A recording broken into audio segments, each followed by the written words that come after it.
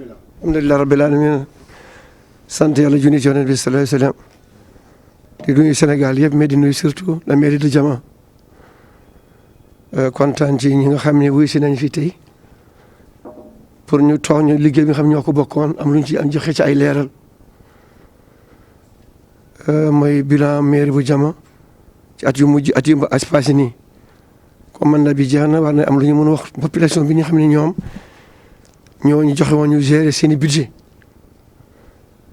ñu rafetlu loolu ñi fi teew yëpp góor ak jigéen xale ak ndaw di wax ni suñu bilan incha allah le deuxième maire adjoint maire Abdou Gaye Mbodj moo koy def kooku dafay wane rek noonu lu ñu liggéey umpantu ñu ñëpp ñoo ko bokk di ko liggéey moo koy def mu tudd bilan teranga kon monsieur le maire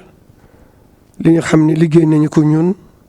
ak conseil municipal bu Diama ñi doon ñëw ci midi ñëw ak ñi dul ñëw yëpp tey dañu bëgg rendre compte liggéey bi xam liggéey nañu ko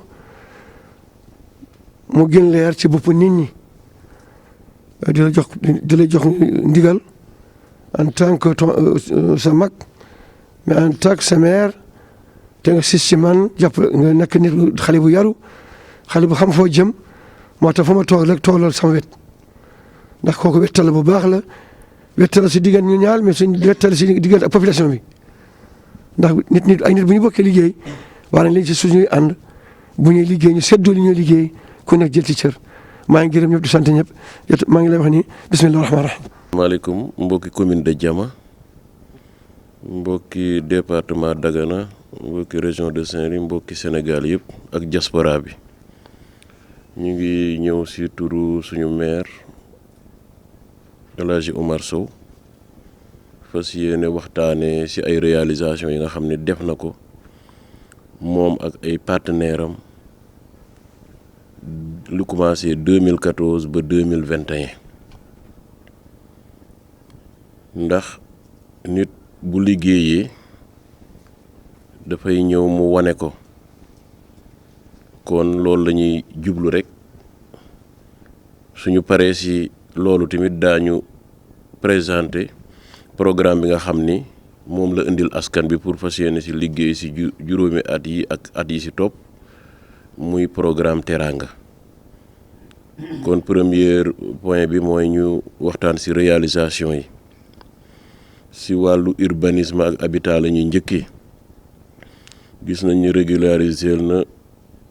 1,000 kër ak 2 fukk ak ñeent ñoo xam ne wutal na leen këyit ba ñu toog toogaay bu baax seen alal gis nañu def na participation ak jàppale wàcc leen ba ñu def seen lotissement gis nañ lépp lu fi doon si wàllu ndox mooy ndoxu taw yi indi ay yàqu-yàqu mooy inondation yi def na si dibiti géer def na si mundoom def si ci leen ak feneen ndax gis nañu mu jëndal mundoom 2 moto pompe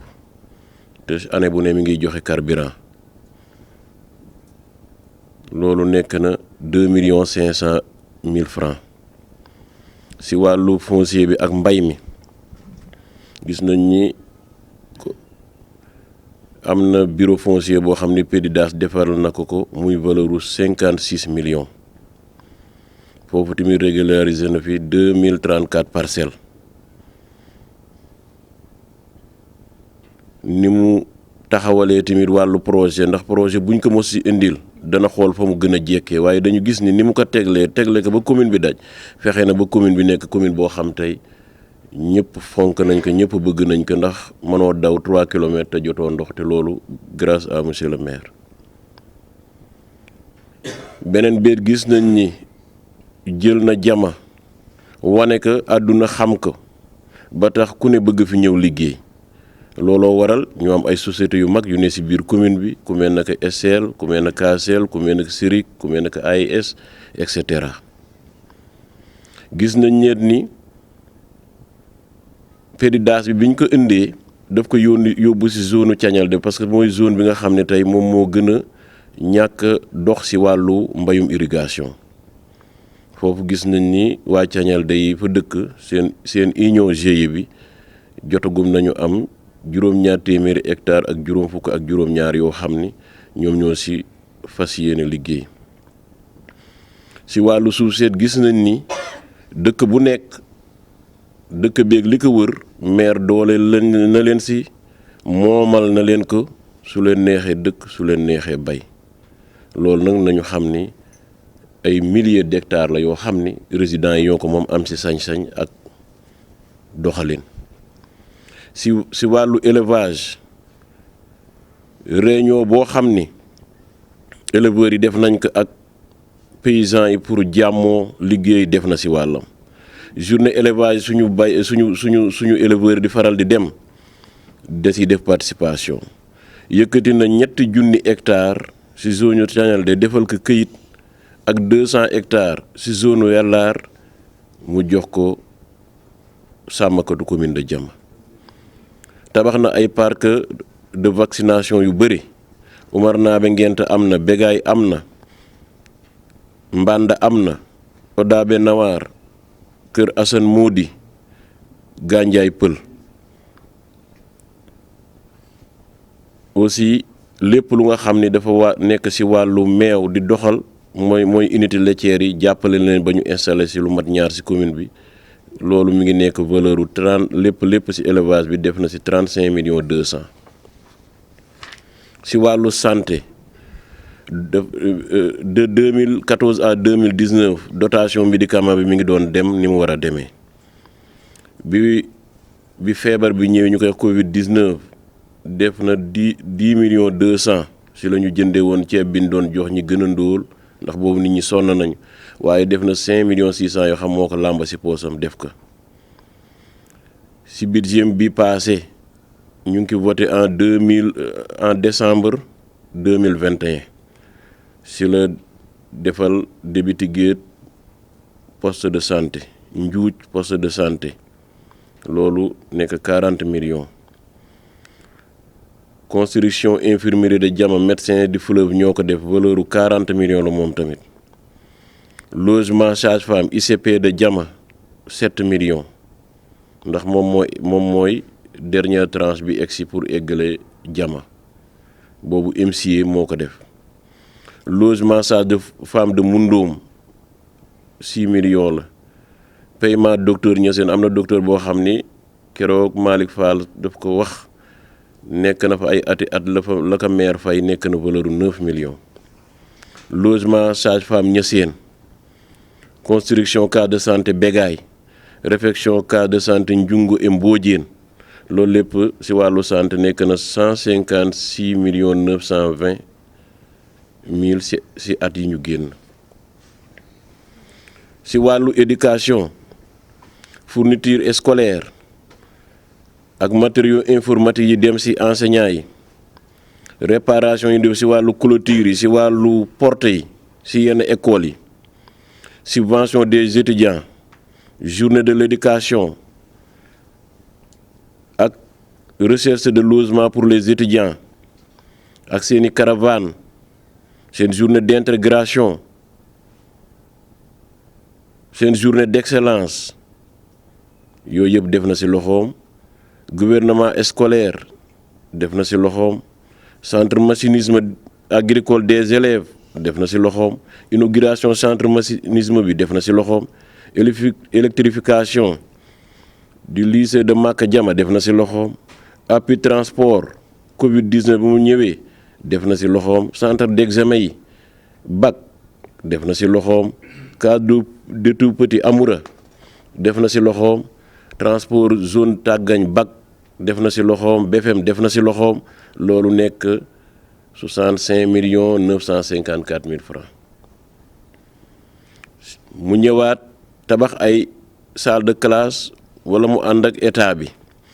Taaba Trèche def na fa ñaari salle de classe ay toilettes polo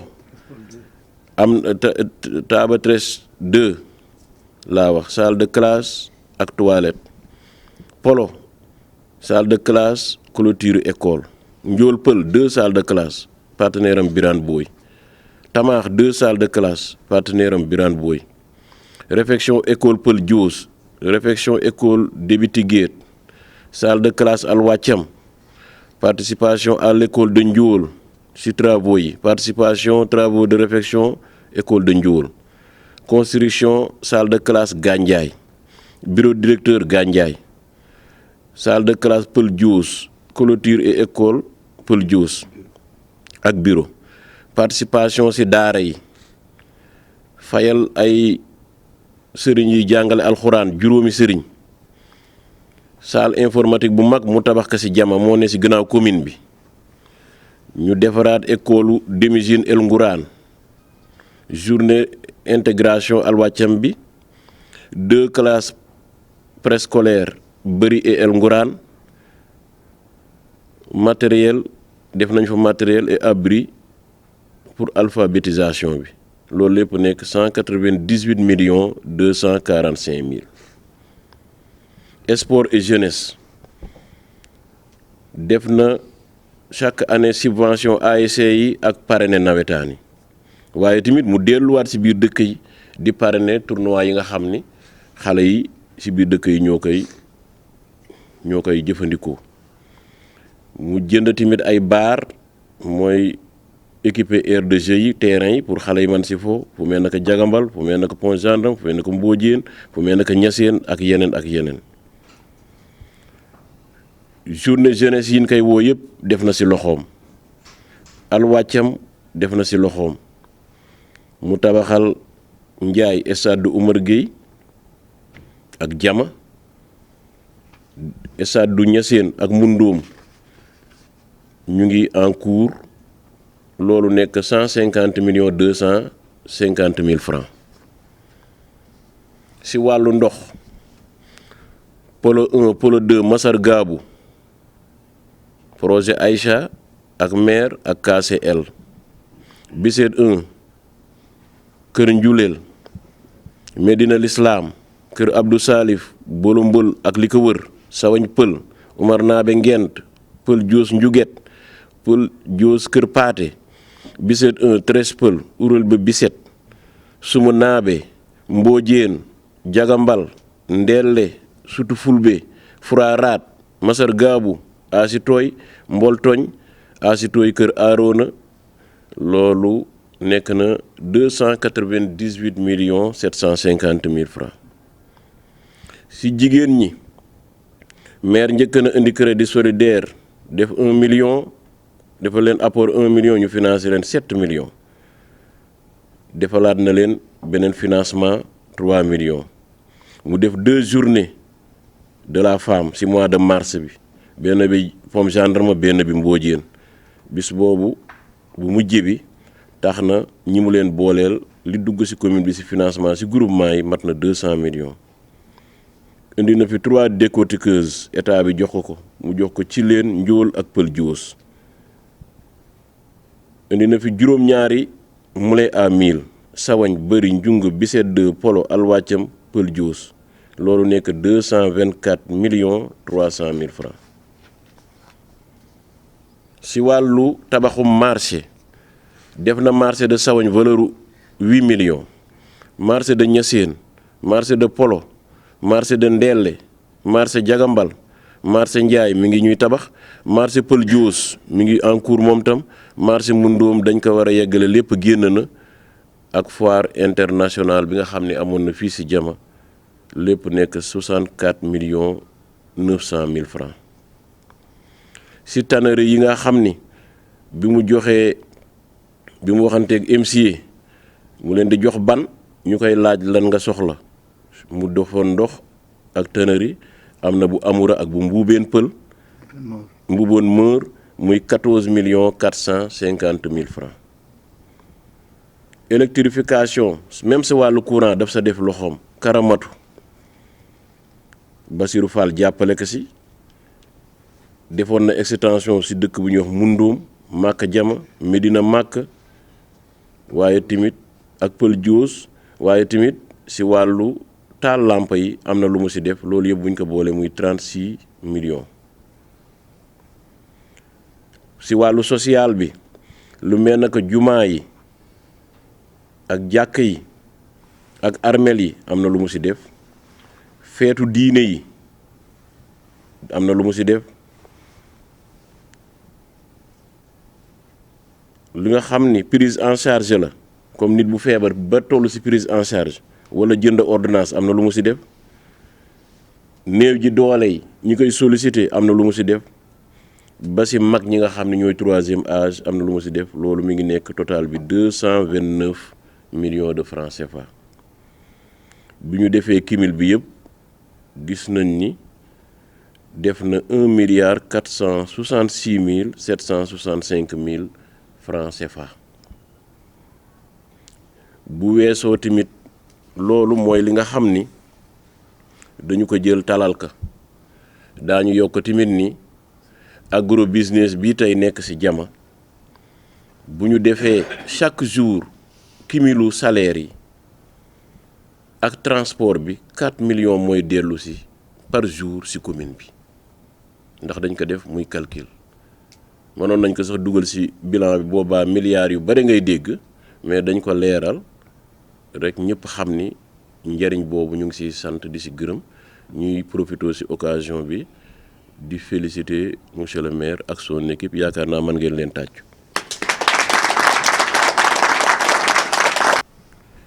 bi ñu paree ci réalisation yoo nga xam ne maire def na ko ay partenaire am maire dafa indi lu bees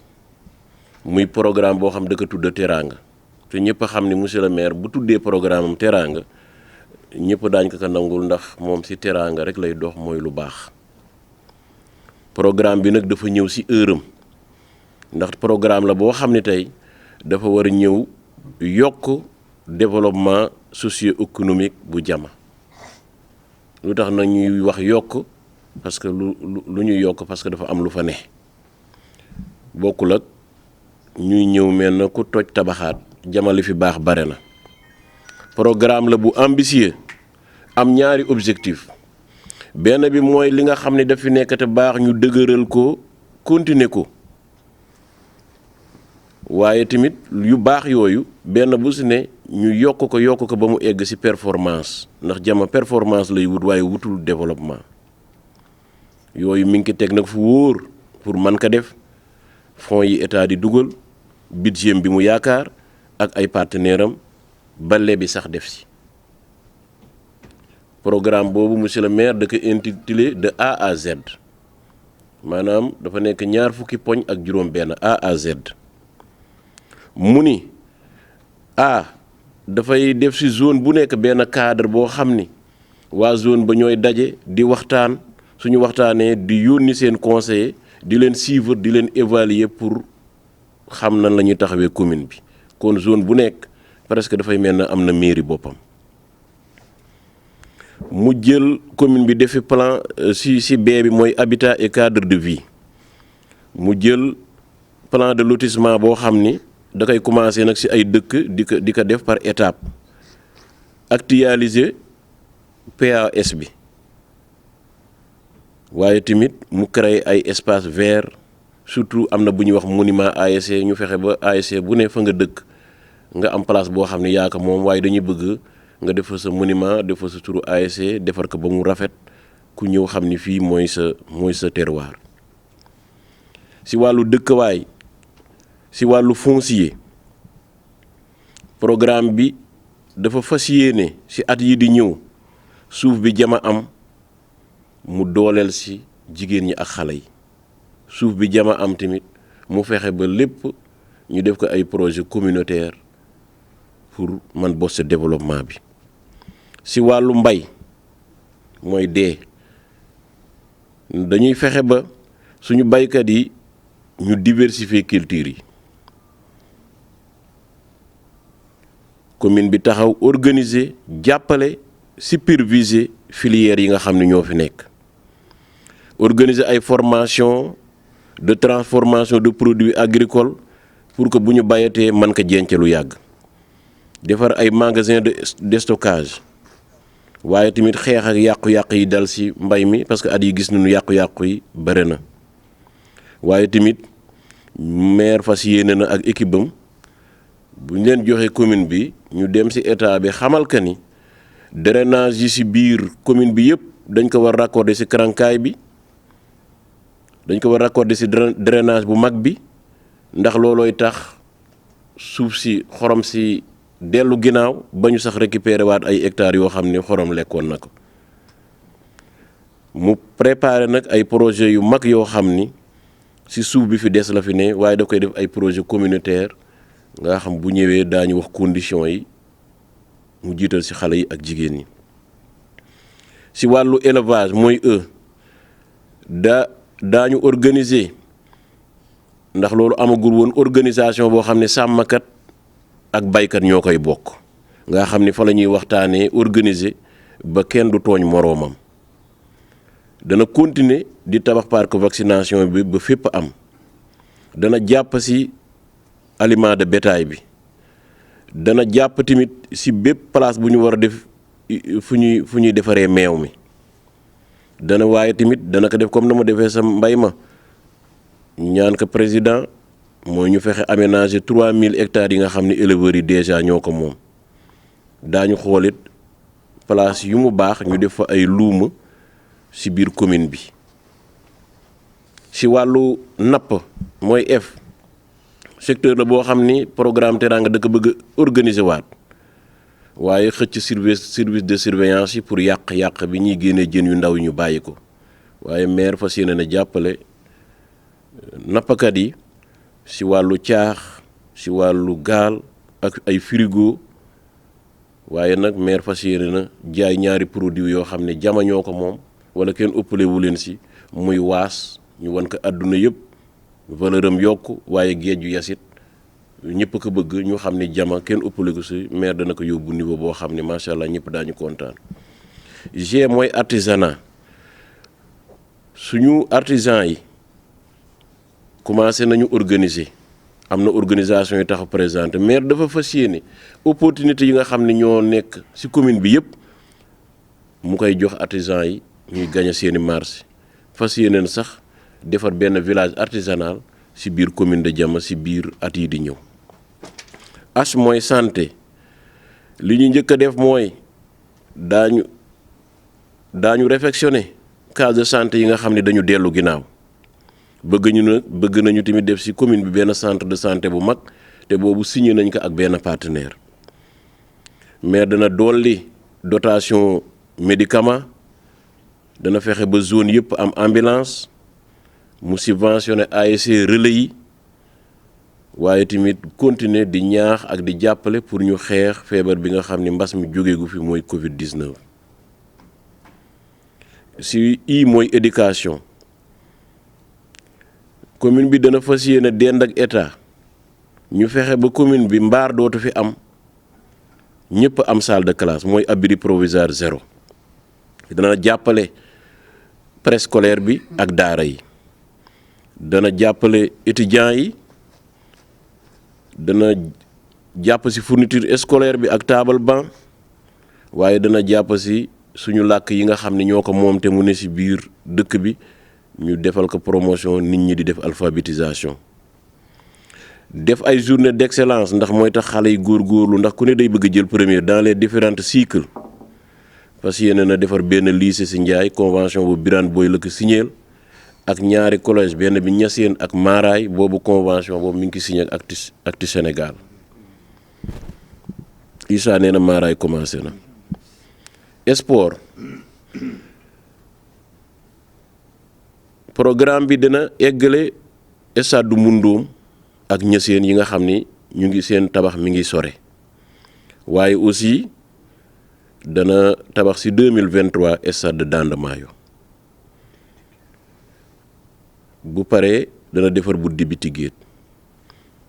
bu ñu jógee nag foofu ñu song turbine Njaay ak Jama jéem ci def courant après xool nan la ñuy avancé waatee comme na mu commencé woon mu wëraat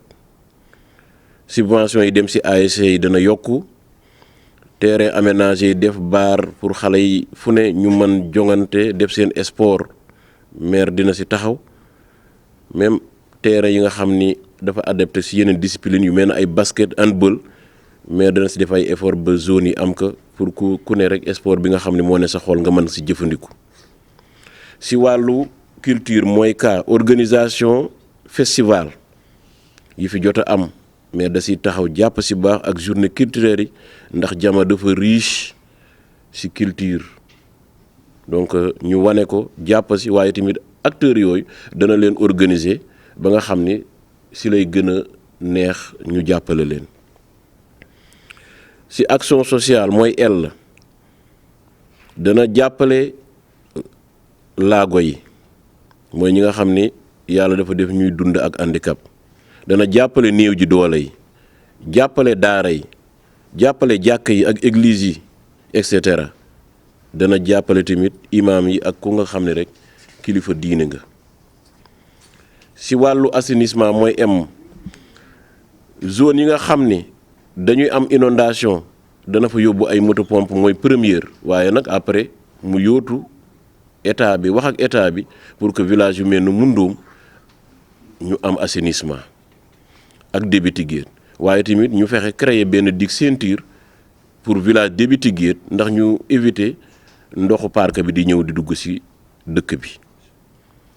ci wàllu industrie ñëpp xam nañ ne Jama bare na rizerie yu ñu installé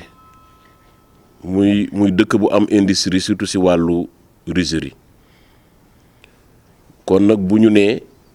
nañ ko dolli maire yàlla def mu décroché avec SAF ingrédient usine de transformation d'oignon local mi nga xam ni 40 000 tonnes d'oignon lay jël ci nit ñi par année mu ni tamit du yam foofu dana fexe ba yeneen unité transformation ay chessoir ñu liggéey ci wàllu yeneen transformation yi ñu fexe ba mu bare ci dëkk bi. mooy commerce construction marché yi nga xam ni commencé na ko day continuer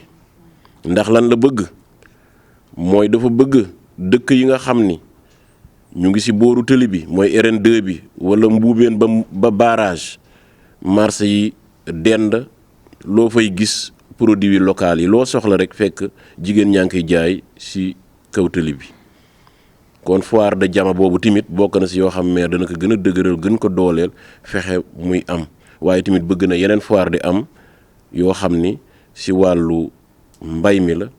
waaye tamit ci wàllu artisanat bi la yooyu yëpp ci programme Teranga la bokk. transport bi dafa bëgg transporteur de la commune de Jama ñu booloo nekk benn moom tamit mu taxaw ànd ak ñoom ñu dem nag jël lépp lu ñu moom mooy ñu yore monopole bi ñu yor monopole transport bi di def di dindi waaye tamit mu dimbali regroupement jakartamaan yi jox leen ay opportunité ñoom tamit jàppale leen ba ñu mën daan seen doole fépp nag fu nga xam ni oto yaa nga fay taxaw wala jakarta yaa nga fay taxaw programme fas yéene dafa def hangar bu ñuy féexloo waaye tamit def fa ay toilettes yu nga xam ni fa la ñuy jëfandikoo. ci wàllu jigéen ñi organisation des femmes de Jama dañ koy gën a defaraat ndax ci kaw defaraat boobu organisation boobu lay maire di jël teg loxoom pour ñoom ñu def promotion jigéenu Jama donc ay formation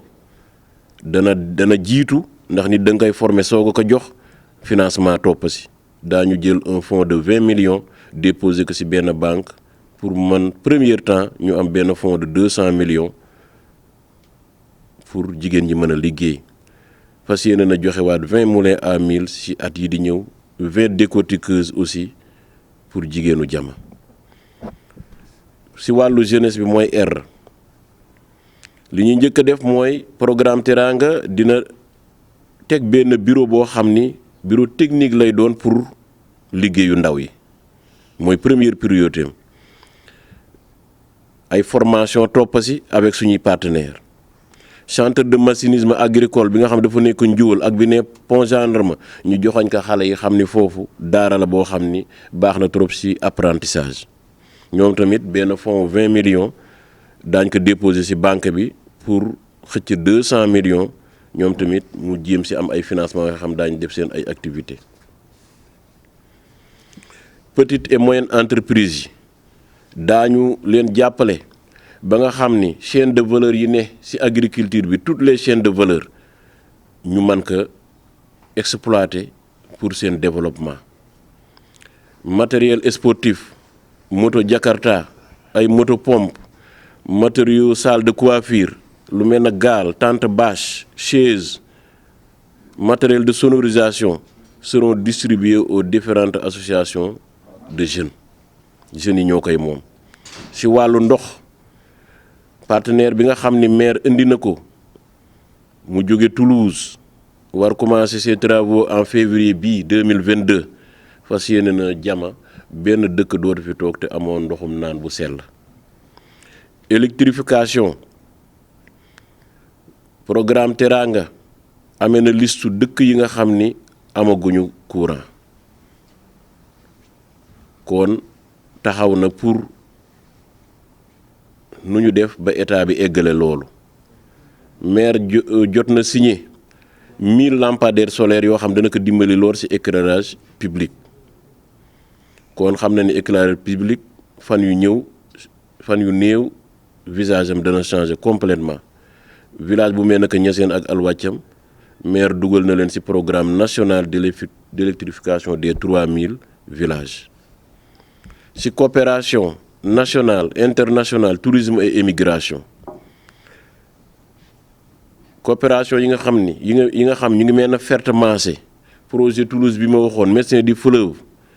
médecins sans frontières et cetera daañ ko renforcer. daañu sax defar benn projet boo xam mi ngi tudd Tour Jama nga xam ni dafay wane Jama li fi nekk yëpp ñu def ko ci document présenté ko ci international bi ba Jama ku ne sawar fi ñëw. daañu organiser acteurs yi nga xam ni ñu ngi yëngu ci wàllu tourisme defal leen ay séminaire de renforcement de capacité waaye joxañ leen tamit ñu xam seen secteur pour que ñoom tamit ñu gën a organiser wu. waaye gën a mën a investir. parc national bu Njuuj réservé de Njayel zone des 3 marigots dana nekk ci biir projet Tour Jama ba ñëpp xam ni foofu ay zone touriste la waaye zone amu jee yëpp tamit daañu ko indiqué wane ko ba ñëpp xam ne Jama am na attraction touristique ñu def ci ay résultats yu mucc ayib. émigré yi nga xam ne ñu ngi bitim réew daañ leen recenser organiser leen en association jox leen ay opportunités commerciales ak foncières pour que ñoom tamit ñu man investir ci seen réew. intercommunalité mooy suñu diggante ak communes yu nu wër ñu commencé woon ko Ronk ak Ross Béthio daañ ko gën a defaraat waaye daañ ko yokk ci yeneen communes yi nga xam ni ñun ak ñoom dañu dend. mine ak ressources naturelles mooy V. programme Teranga dana defar ay carrières yoo xam ni dana permettre suñu suuf bi suñu banque bi ak gravaay bi nga xam ni mi ngi ci commune bi ñu valoriser ko. waaye tamit projet bi programme Teranga dana fexe lu mel naka barax bii bare ci dëkk bi ñu fexe ba doxal ko ndax am na projet déjà bu fi nekk mi ngi ci liggéey ñu def ay véritable unité de production de transformation lu mel naka engrais lu mel naka saabu lu mel naka këriñ ak ay briques et cetera et cetera. aussi daañu def ay formation yoo xam ni dana permettre nit yi ñu mën exploiter ak transformer xorom si nga xam ni tamit dañ ko am ci suñu biir commune. ñi nga xam ne tamit dañuy wàllu ci di gor matt di yàq àll bi daañu leen defal ay formation wan leen yoon yi ñu war a jaar ba ñu gañe seen àdduna te du tax ñoom tamit ñu jàpp àll bi di ko dagg di ko yàq mooy braconnage. ci wàllu environnement maire prévoir na ci programme Teranga defar ay pare-feu yoo xam ni dafay protéger ñax mi nga xam moom la jur gi di dundee. dana encourager setal yi ak reboisement yi nga xam ni surtout dañ ko fas yéene teg ci loxo ASC yi ci biir village yi ndax ñu am ay environnement yu sain te verte. dana créer tamit 3 pépinières pour ñu mën assurer reboisement boo xam ne day nekk niveau bu mag a mag a mag. ci ramassage des ordures mooy X fas yéene nañu def 2 camions waaye 10 tricycles 10 charrettes pour que acteurs yi ci nekk man commencer liggéey bi ndax dépôt bi ñu def déjà Jama ak Njaay site yooyu ñu choisir ñu mën ko valoriser exploiter ko. service d'hygiène yi tamit daañ leen si boole bu baax a baax ndax nit ñi man respecter organisation bi nga xam ni dañ ko def. Y mooy état civil le programme dana fexe ba zone yëpp nekk ci commune bi ku nekk am sa état civil secondaire sa centre d'état civil secondaire mu jóge sa population. Z mooy dernière ligne bi mooy les services techniques monsieur le maire ak programme Teranga fas yéene na créer ay services techniques yi nga xam ne ñooy accompagner le conseil municipal. bare na dañ ci lim quelque foncière financière emploi des jeunes contrôle sécurité recrutement et cetera loolu mooy 26 points yi nga xam ni moo ëmb programme Teranga ñu ngi gërëm ñëpp di sant ñëpp asalaamaaleykum. alhamdulilah rabbil alamin kana gannaaw présentation deuxième adjoint au maire nit ñi déglu nañu ko te yàlla def na réalisation yi ma tudd yëpp ci seen kanam la woon ñu bari gis nañu ko te xam nañ dëkk yooyu ndax cité na ko ñu ngi rafetlu loolu wax ni yàlla nañu yàlla dimbali ñu am moyen yooyu def loolu incha allah te daañu ko def incha allah ndax ñun suñu mairie dañu ko maîtriser luñ ci manqué ci mairie bi rek xam nañu ko balaa population bi dañu ko wax mais bu ñu ko waxee tam dañu koy déggal te ñun dañuy déglu suñu population alhamdulilah léegi dafa am ay dëkk yi nga xam ne rek ba tey amagul ndox. te xam ngeen ndox du compétence su mairie mais mun naa ko wax pour état bi mën nañu ci jàppale gën a gaaw lu ci mel ci zone Jëllis am na benn dëkk bu ñu wax Kouma dem naa fa fan yii jàmban nañ ma courant bi ndax mais xam naa ni incha allah dañ ci def ay jéego ak état bi ku ci mel na Fondé Oki kooku tam dëkk bu xam ne soriwul ak Ross Béthio bu ñu defoon tuuti effort rek xam naa ni dana am ndox incha allah. ku ci mel na Mband dëkk bu mag la am lu mot 800 personnes yu fa dëkk wala ëpp na ko yàlla def na sax état bi def na ci courant bu yàggul mais dañu soxla ndox ñoo ngi ci ñun ndax am na dëkk yu bari yóbbu nañ ci ay ndox ci suñu moyen bopp wante nag BTS des ay def bu ñu gisee jamono bii tey kenn waratul naan ndox bi nga xam dafa jóge ci dex wala ci leneen yooyu ay mbir la lu ci nekk ku ci mel na Tamaax kooku tam dëkk bi xam ni soriwul sax ak jama lool boobu tam def ko suuf lu ci mel na Jaajam 1 amoon na ndox mais dafa mujj am problème bi fan yi am na ay partenaires français ñu ngi koy xool mais ñoo ci liggéey bi pour mu gën gaaw ni mu gaawee woon. léegi nag lu ci mel na forage yi nga xam ne am na ci biir zone Mbawar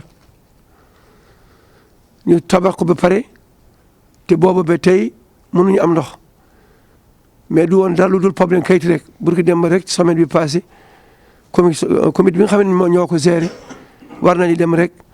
changer facture yi def ko ci turu population bi pour ñu mun jàngal liggéey bi xam nañ yëpp ci la ñu jëm.